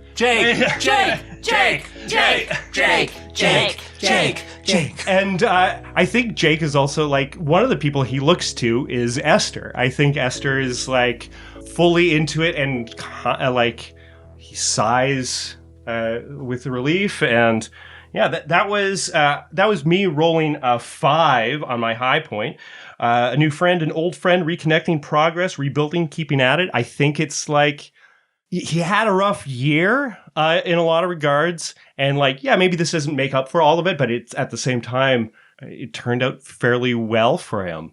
Can we get a brief snapshot of Graylene and Aurora on the stage, or wherever they are, finding out that they did not win prom royalty? Oh, they're making out. They're just making out. They almost don't care. They're Their plan was to make out grossly and publicly, no matter what the result was. Yeah, I think I've stated before, they consider it performance art. Aurora's giving off angry making out wind chimes. furiously. Yeah. Horny wind chimes. And of course, now it's time for the first dance. As the royalty, they head to the stage there. Other people start forming up with their couples, and Goby is now it's down to crunch time. Rhea and Connie are now so excited, looking at you just in anticipation. Just real quick before that, Dave, do you know the song Earth Angel? Earth Angel, will you be mine? He does know it. Dang He does know. My darling dear. Dang, he knows it I like so Back well. to the Back to the I Future. took You the would wrong Damn. one. Damn. I had a different song that I was going to go with, but that's all right. Goby, I think, looks back and forth from Rhea to Connie, and he's stalled as long as he stalled the entire time that Rhea was away, and tried to talk to Connie oh, were you excited when when you heard about me when I presented? Hang on, and he couldn't make any progress. And so in this moment, he still doesn't know who he asked, but he goes with his gut. He goes with his heart. He goes with the person that he meant to ask, the person that he had that connection with, and he presents the corsage to Rhea. Sorry? Why are you giving... Oh, no. What are you doing? Oh, no. Why are you giving that to Rhea? Yeah. You asked me the prom. And Goby turns bright chartreuse. He's glowing from his eyes. I can't believe you would do this to me. You meant to ask Rhea. Did you think I was Rhea? No, I didn't. I thought Rhea was That you. is really messed up. That's so upsetting. I can't believe you did this. We are two separate people. We have our own thoughts and feelings. People. I didn't mean to. Connie, I'm sorry. No. I can't. You ruined it. You ruined prom for me. And she runs off. I meant to. You and I have biology class together, Yes. and we've been lab partners, and I thought we were connecting, so I meant to ask you, and you said you were on the swim team, and I saw you after swim practice, and you had your hair in a towel, and I was like, I'll ask, because you're here, and Yeah. I've worked up the nerve, and I didn't know that she was also on the swim team, and I didn't mean to ask her, but then I didn't want to make anyone feel bad, and I'm sorry. Yeah. I guess, well, you should have been more clear then, I guess. Can you just go make sure she's okay? Yeah. Make sure she has an okay night. Tell her you know what, it doesn't matter what I am. I am sorry, but it's about her. And Ria's like kind of got this mix of like, I think she kind of understands, but it's just like, you're really fucked up. Yeah. And like that look as she goes and walks away, you don't talk to her for the rest of the school year. Yeah, I think I've this was me rolling a relatively mild low point, 1 to 3. I rolled a 1, so a mild embarrassment, an amusing predicament, a looming threat, a nagging loose end. Just like he bungled this blew up in his face, and you know, I don't think it was ever like the love of his life or anything. Everyone will move on from this, but it all blew up in his face. Yeah, love it.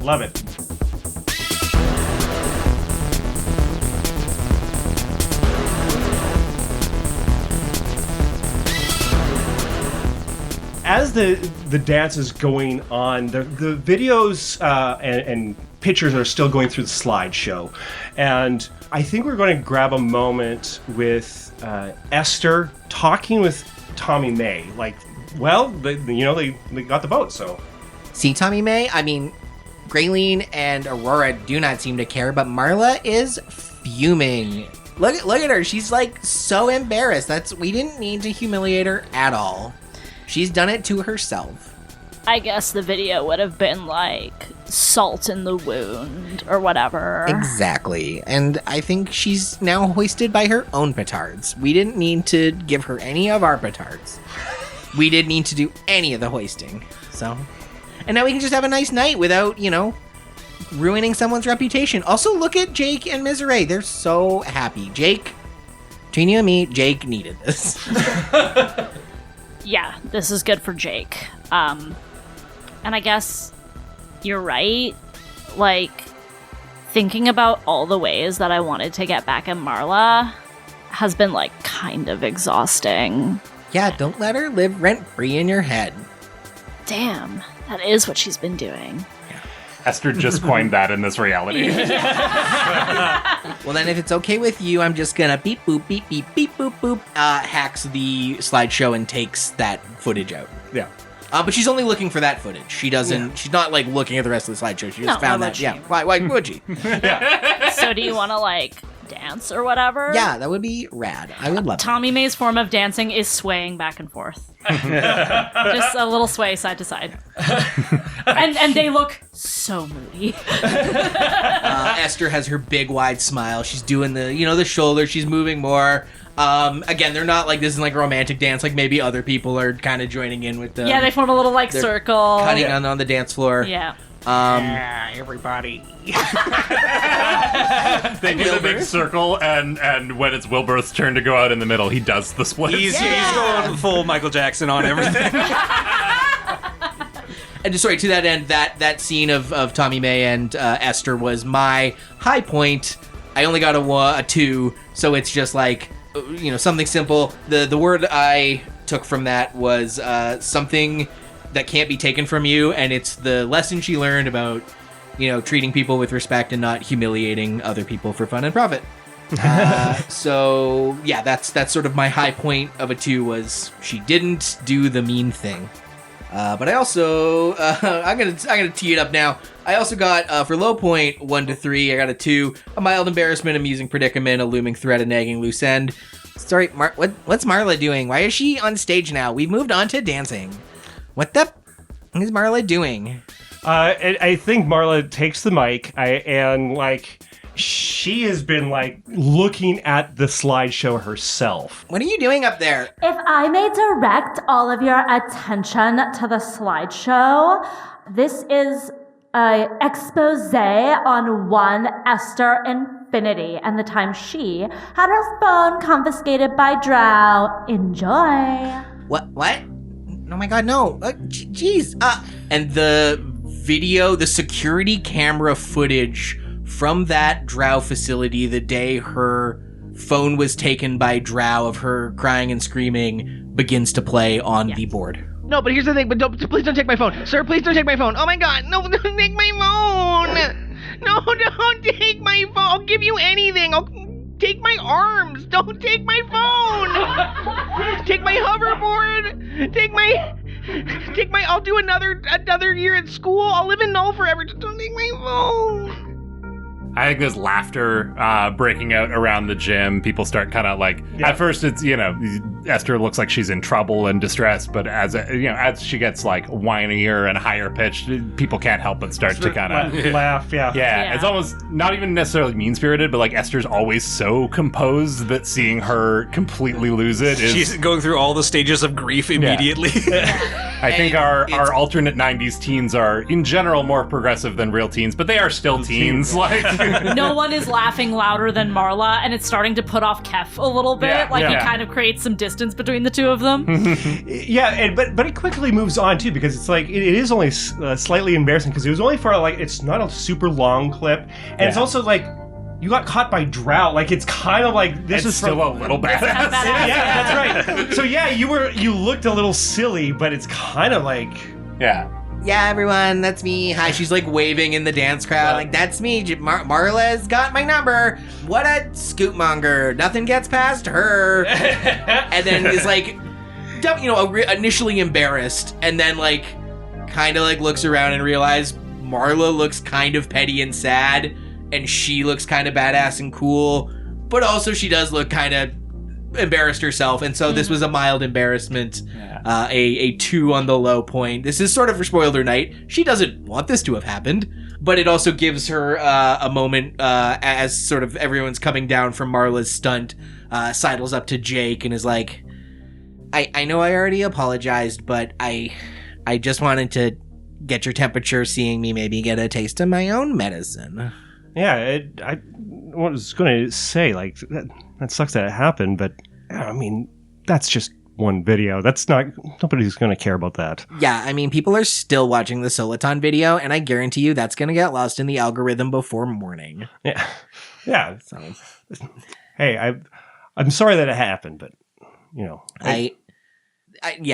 but it was maybe that last piece of perspective I needed on, I now fully know how you feel, and once again, Jake, do you know fully how it feels? It's kind of not really the same degree. It's a little poetically. They're not going to call you Worm after the. Come on, and he brings you in for a hug. Yeah, we have a big hug. Yeah. Hey, we were dancing with that Wilberth guy. You want to come join the circle? Yeah, of course. Right. I can't get back up. I can't get up. Here, let me help you. Whoa. I'm very strong. Kef, thanks. Esther snaps her fingers Kef, take it from me once again.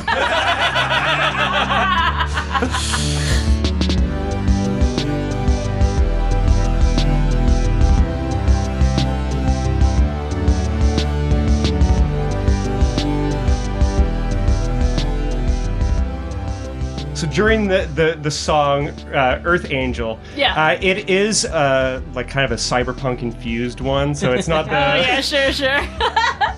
So there's a lot of buzzing in it and a lot of techno kind of beats and vibes. Orb, yeah, there's sure, Orb. Yeah. Null Angel, Null Angel. And as Jake is dancing with you, the classic. It's hard to. Where are your hips? So it's just, I guess it's wherever you want them, baby. I guess at the where the crook of the. Let me grow some love handles.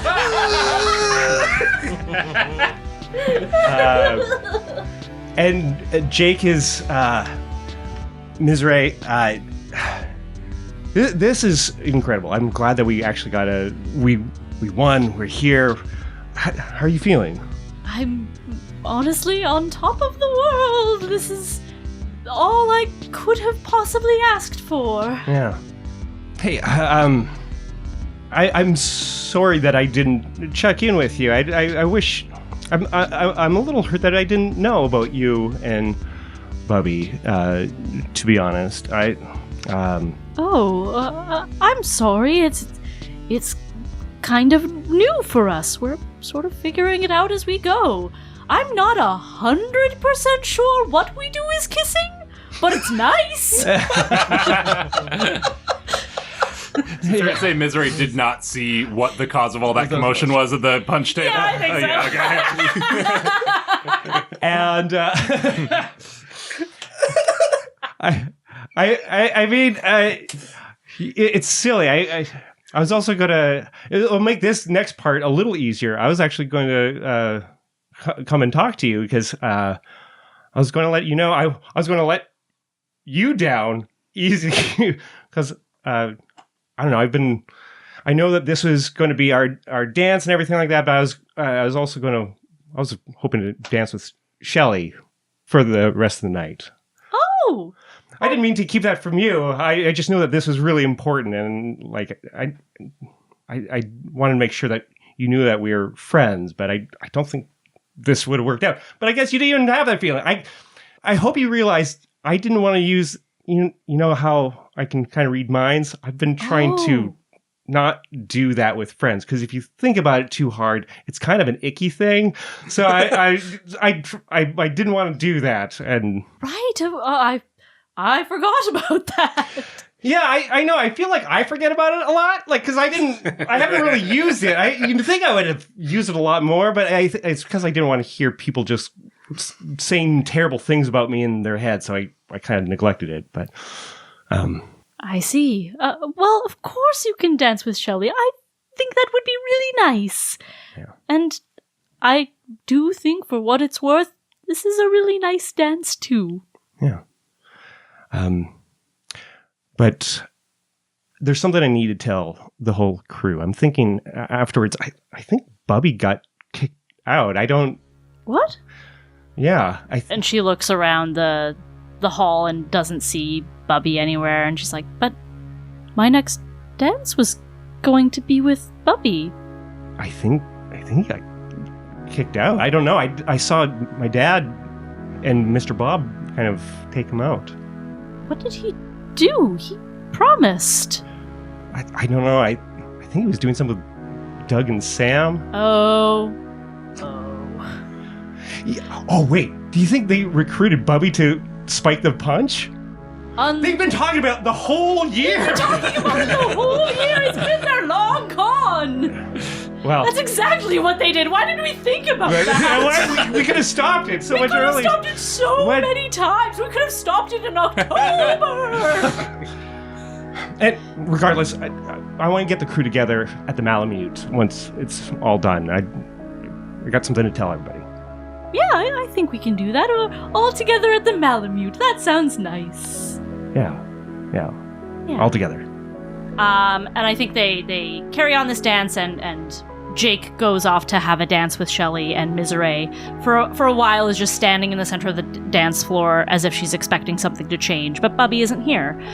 So she goes and stands against the wall and blends in a little bit with the shadows, save for her prom tiara and her corsage. This is my low point. I rolled a 1. Low stakes. Yeah, and it's just another... not as egregious, but it's just like a little letdown. She wanted to have this special night with Bubby, and it didn't exactly go the way that she wanted it to. I think Jake actually does come back and splits his time between, because, like, I mean, he saw what happened. He learned what happened and everything, and like, oh, this was supposed to be nice, and now. I think the rest of us too, like Esther and Tommy May are doing the big dance circle, and they call Miserée in, and Goby's maybe takes you for one of the slow dances when Jake's off with Shelly. Goby steps up and does a friend dance. Nice. Oh, she appreciates that. So we see a moment with Jake and Shelly. Jake has walked over. And yeah, I think it's maybe the first time, because we've established that Shelly almost always wears her power armor everywhere she goes, like slug blasting or not. It's a bit of a security thing, but this is the first time we've seen her. She's in a nice prom dress. She's got her hair all done up, got earrings in, and is fully out of the power armor, and looks a little bit like it's slightly uncomfortable to be so exposed, but is this was important to her. Yeah. It's that trope, they take their power armor off and they've been beautiful all along. Shake their hair out, yeah. And Jake approaches, and I guess it went a lot better than I thought it would. Yeah, it did, Mr. Prom King. Yeah. I can't believe you're even dating to talk to one of the serfs. I mean, one of the peasants down here in the muck. Yeah, I know. Well, this is what I do as king. I serve the people. You're a noble king. Thanks. Do I bow or kneel or what do I do? How about you just dance with me? Well, that's going to depend. What does it depend on? On if you can keep up. Shelly rips out onto the dance floor and starts busting a move. Yeah. And they have a really lovely evening together. Yeah, it's very nice.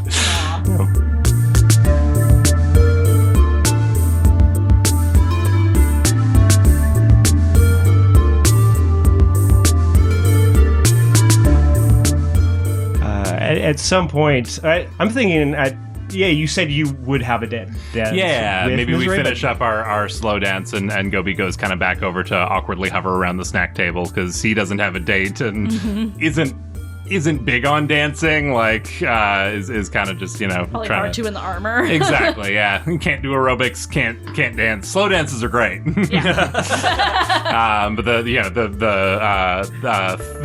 throbbing electronic drum beat of Sandstorm kicks in and he's like, well, I'm out of here. I can't keep up with this. And it's as he's kind of standing by the snack table that he is busying himself, and he opens up the email address that he made for the crew, they barely had a name, so they haven't had contact information, but now that they've finally decided they are one BFF, he made a, one BFF at Miper.ca or whatever.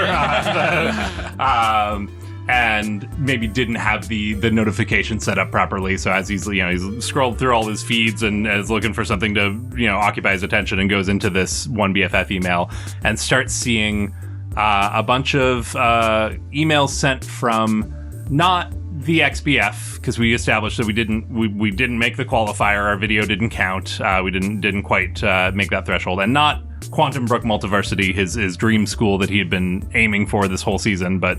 There's an email from Grand Moraine Community College that they're starting a fledgling slug blasting team, and they're scouting, and that he should really apply if he's looking for post-secondary options. And then there's one from Calorium Tech that if he's willing to relocate, they have scholarship opportunities for slug blasters. And then maybe there's one from one of the maybe Hardecker has reached out looking for, hey, we're looking for slug blasters to sponsor, and none of his dreams have panned out here, but he suddenly sees that he has this flood of options, that there is his future is very wide open, and finally he has, for the first time in his life, he has a choice in it. It's not all on one track. It is branching out in front of him, and he gets to decide what happens next. He's not Ivy League or Algae League, but he's still doing it.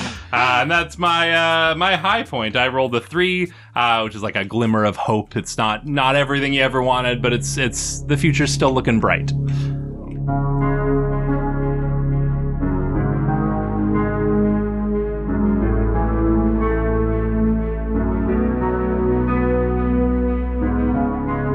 As the prom goes on, people are having a good old time. Jake and Miserée are upheld. I think even Esther, despite the little bit of embarrassment, it's even by the end of the night, it's almost moved on. Yeah, everyone's moved on. It's feeling pretty good.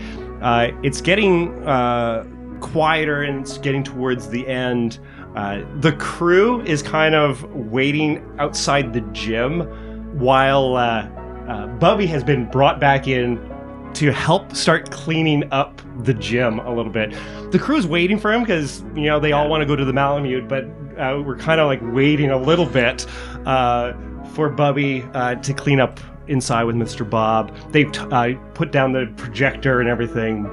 What's Bubby feeling? As he's cleaning up? Like, what is this? I think in the time in between, he'd been sort of like sat down to sober up and to get a stern talking to by Mr. Stanley and Mr. Bob. Pouring coffee into his blob. It was almost a bit of good cop, bad cop of Mr. Stanley and Mr. Bob going back and forth. They're like, why were you doing it? Who put you up to this? We know you wouldn't do this on your own. Just spill. No, I'll take it to the grave. With me, I'm the mastermind. And the thing is, I think Mr. Bob, as you're cleaning up, Mr. Bob is kind of like realizing this is ridiculous. This is not really. You already missed prom, and Mr. Bob actually goes out, leaves for a few minutes.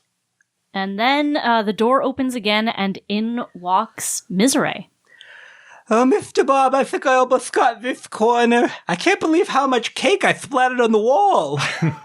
And this is like the reality projection is down and all the like floodlights are on. It's a big empty gym with like confetti mess and spilled punch and cake everywhere. I really got party favors jammed all up in the Canadian climber.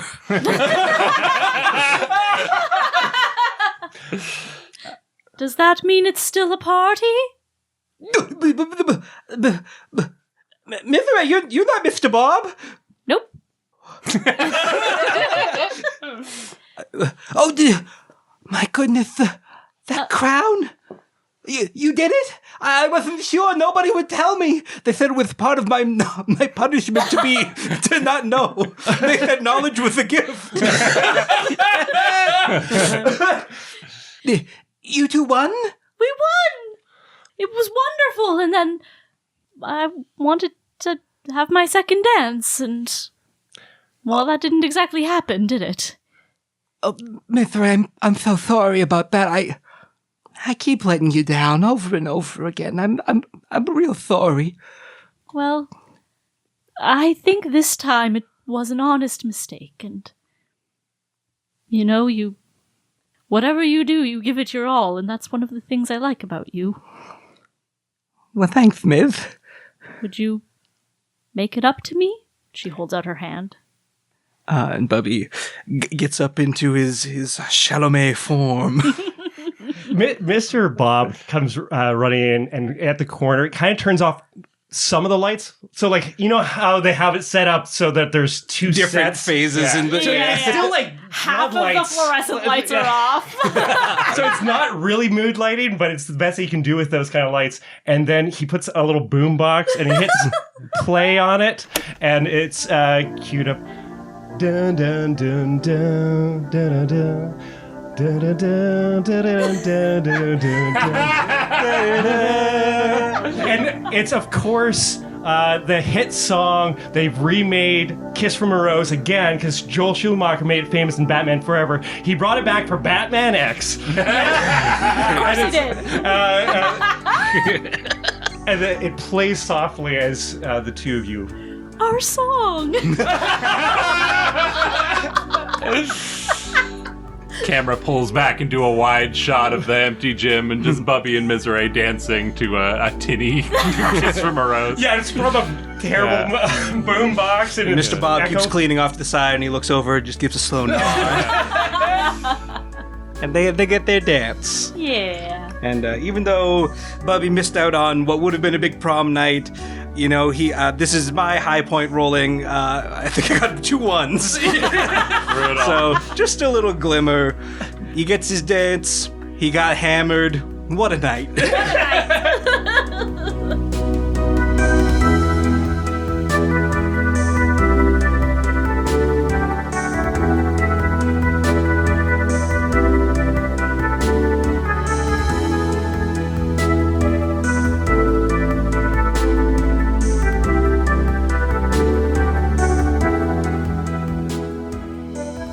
The crew gather at the Malamute. They all walked over there. You can see that there's something on Jake's mind as He's kind of like half in the conversation. Everybody's kind of chatting about like everything that happened at prom and like filling Bubby in. And You're telling me they put up the video of you losing your phone and you were begging and crying? Yeah, it was really embarrassing. Oh my gosh, that's hilarious! I can't believe I missed it! I'll send you the video. You get to the Malamute. Everybody has their typical orders, and Jake's. Hey team, I got something I need to tell you. I'm not sticking around in Boron Ridge. I'm graduating here, and I know if the team had kind of worked out that, you know, if we had gone into XBF, maybe I could take a gap year, but I got to go to school, and there's no jobs for me here. So I'm heading into the city. I'm going to go to college there, and Wait, you're graduating? I'm graduating. I've never been entirely clear on what grade any of us are in. Yeah, I know. Well, I've been here long enough. That makes sense, yeah. Yeah. And that's just like 35. I'm 21. I know that this wouldn't be a problem for a lot of Slugblaster teams, because I mean, normally everybody's from the same dimension, but the school, because of all the dimensional energy, that allows people to stay the whole school year. But Didn't really think about that, but yeah, I guess once the school year's up, we're all going to be going back to our own dimensions, and even if some of us are coming back, it's not going to be possible for... I mean, this crew only really works while we're all here on campus. Yeah, what do we do when we're not at school? I did not think that far ahead. I thought prom queen, I got prom queen. It is as much of a void as I am. I'm something of an expert on spending boring-ass summers in Boron Ridge. I'll keep you guys entertained. That works for now, but you're leaving? I gotta keep going. Like, I mean, as I said, I can't stay, and I'll come back and visit as much as I can. Obviously, my dad's still here and all that, and I'd love to see you and everything. I gotta move on, and it sucks. Well, hey, if you're going on to school, from the one school year I've had, I know that it starts in September. So we've got a full summer to hang out before you're gone. Yeah, that's true. That's true. And we can still get a couple runs in. I just want to let you guys know now. And I want to make this, one big flappy summer before I go. And you know what? I can even leave Flappy with you guys. To take care. We couldn't. You need a pet at college. You're his sugar daddy! Hey, well, He's made from you. Well, I know. So you have a piece of me with you. Oh, poetic. Oh, yeah, that is nice, yeah. Yeah. And it's super easy to take. I actually don't know what his diet is. Yeah, do you ever feed him? Esther's already got her finger on her nose for not having to be the one to take care of Flappy. He's like drinking a Coca-Cola in the corner. And that is the end of the night of prom. That was me rolling a 5, which is a long road, a setback, stuck and grounded for a year, difficult changes, something ending in this case. Because, that's kind of the hard reality of this particular group, this school. And Jake's got to move on. So It feels like when you're a group of friends in a school, the school is kind of the thing that brings you together. Yeah. And sometimes when you leave the school, that can affect friend dynamics. And I feel like it's gotta be so much more emphasized at Bright Academy with students from different dimensions who are stuck essentially here. Or leaving the plane of existence. Yeah. You're not leaving 2 miles down the road. You're leaving, Yeah. Well, that makes for a pretty nice segue into the only thing that's left to do, our crew epilogue. GMing.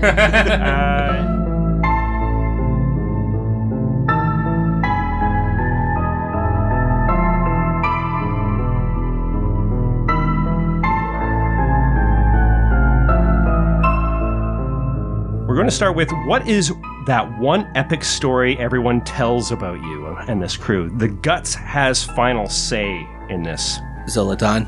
I think it's got to be Zolatan. I want to make a case for our XBF qualifying video, though, because that has all of us. It does have all of us. Yeah. And it's like all of us at our best moments, all of us with Flappy. Yeah.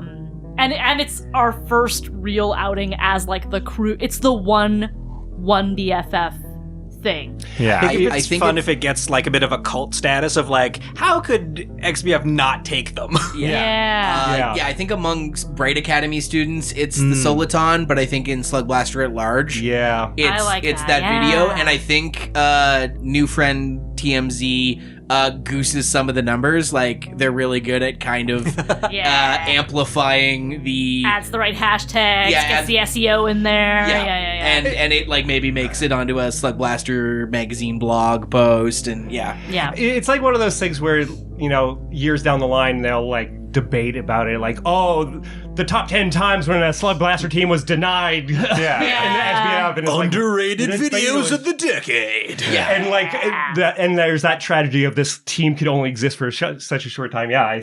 Emphasized by this one crazy run. And does that sound good, Mr. Guts? I think Zolatan for Bright Academy, but the XBF video for Slugblaster at large. Absolutely, that is our lowercase L legacy. Okay, what is that one perfect memory none of you will ever forget? The Chill has final say. I'd like to pitch, we had that whole conversation about how we still have the summer, and, you know, how much slug blasting we actually get in depends on, you know, who's going back to what dimension and who passed their finals and stuff. But I like to think that maybe we got a couple more runs in over the summer, and maybe none of them were as big and flashy as the XBF Wanda Curve qualifier video.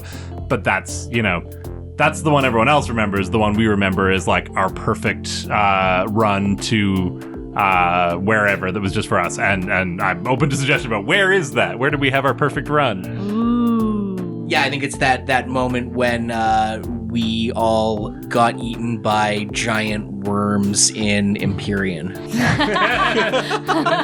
I even think like just the notion of like this the summer of our team kind of thing. Yeah. If we had the social media account, the first video up on it is the XBF video, and then the entire rest of the account is just the stuff we did that summer, and then that's the end of the account. Yeah. So you kind of see the whole thing. You can go through like the story reels of all the different runs that summer, but it was that summer was a great summer. Yeah. I think that's it. I think it is, the summer itself. That's good by you, Mr. Chill. Yeah, that's true. What did the crew contribute to the sport of slug blasting? The Smarts has final say. I have two thoughts, and maybe they're both true to some degree. I like the idea that maybe seeing our XBF qualifier video, like, there definitely have been crews with members from different realities before, but maybe that really, like, kicks off a trend of like interplanar crews that up until that point there were a lot of like there's the Null crew and the Popularian crew, and maybe occasionally you get like one member from a different reality or whatever. We have seen that before even in the canon of our show, but this really does sort of do away with the idea that a crew has to all exist in this from the same reality, and that like there's sort of a trend going forward of seeing more multiversal collaboration in the sport of Slugblaster. Because I would also say that, like, there are crews that already exist with, like, a Nullite, a Thenaspartian, and a Popularian, but, like, the fact that our crew has someone from Vestige, someone from Desneen, a Void Fragment, like, not just interdimensional crews, but, like, a crew makeup you might not have possibly been able to predict. Yeah, I could see, like, Desninians may have been kind of counted out of professional slug blasting up until this point, because how would they even go to other real, like, you didn't wear a breath mask to go to Desneen, but what are you going to do to get out of Desneen? And, like, no one even conceiving of a Void Monster or a Vestige Slime having what it takes. So, yeah, it really, like, opens the door for anyone with the talent to prove themselves. And then my silly idea is that there's a brief trend of when we do numbers with our video, with all of us on the Wanda Curve and Flappy, there's a brief trend of every crew having a cute mascot. Everyone's got their own little like anthropomorphic creature that's like, oh, this is our little guy. There's a weird little guys era of Slugblaster that doesn't last super long. It's probably like till the fall or whatever. Yeah. It's just Splat Summer. Yeah. Splat Summer is good. Fuck me. I think both can be true. Yeah, both because are one true. is lasting and one is a fad. Yeah. Well, you're the smart, and you did pitch that. That's what Mr. Smart says. Does the crew stay together, break up, live on with new members? What part of the crew's legacy endures the longest? The Grit has final say. I mean, some of this has already been kind of covered in the conversation. Yeah, I think it feels like we're not continuing as a crew, really, other than the length of the summer. Is that true? I think so. That sort of feels like it. I think because Jake did the thing about saying how he's going after school, but also seems like Goby has some opportunities that are coming in. Eventually, Esther is probably going to go back to her home dimension. Yeah, I think I like that we're trying to keep it to just this summer, but I think either Esther eventually goes back to Popularia or just bites it and is like, well, I guess I live on Null now and goes off to be a Null person. Yeah. But that's not within the purview of this scope. So I think she's still stuck in Boron Ridge. Yeah. But is happy to see other people go and And I could see that, like, when we're at the Malamute and talking about, like, we still have this summer together, it probably does land with all of us that maybe this is, like, the summer is all we have. You know what I mean? It's like, this is the last summer of one BFF. So, as a crew, it's not reconfiguring or reforming, it is ending. Yeah. Yeah. Yeah. Well, and I also get the sense, like, I'm thinking, like, Bubby, too. Bubby was, like, does he like slug blasting, or does he just like his friends? You know? It's not, I mean, like, you have the, Goby has, like, the drive to do slug blasting, but, like, even Miserée, like, it feels like Miserée is above Bubby the rode team. his board once. But hey, speaking of, do we like the crew or do we just like our friends? What's the final point on that epilogue? Okay, do any of you still hang out? If not, when was the last time you were all together? Did you know it was the last time? The heart has final say. Yeah, I mean, obviously open to input. I have final say, I don't have the only say, but I think the summer is sort of the last summer for the crew as a slug blasting endeavor, and I think a last hurrah for this particular group. We were very much brought together by circumstance from Jake, with a very specific motivation. There were enough factors that drew us together and pulled us in towards each other, and I think circumstance is also the thing that eventually dissolves this group, and maybe there are still moments where we see each other every now and again. I think Miserée does love her friends very much and doesn't want to necessarily say goodbye, but I think however we spend time together in pairs or trios or whatever the case may be, as a group, I think our last time hanging out is our last run at the end of August. Yeah, I'm imagining maybe it happens in Empyrean where it's like, oh, we're around a campfire, and like, I always feel like campfires are like the thing that ends summers for me. It's just I like that. The last good campfire, and like, I'm sure we're all there, but we might have like Doug and Sam and everything, and maybe a few others. Like, it's not just us. There's a little bit of a party that went, and like, I think Shelly's there, and probably snuggled up next to Jake. Aww, that's nice.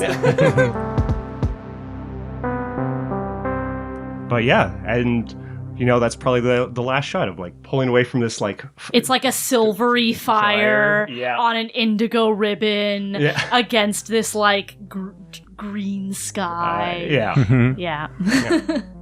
Anybody feed my hat? There you go.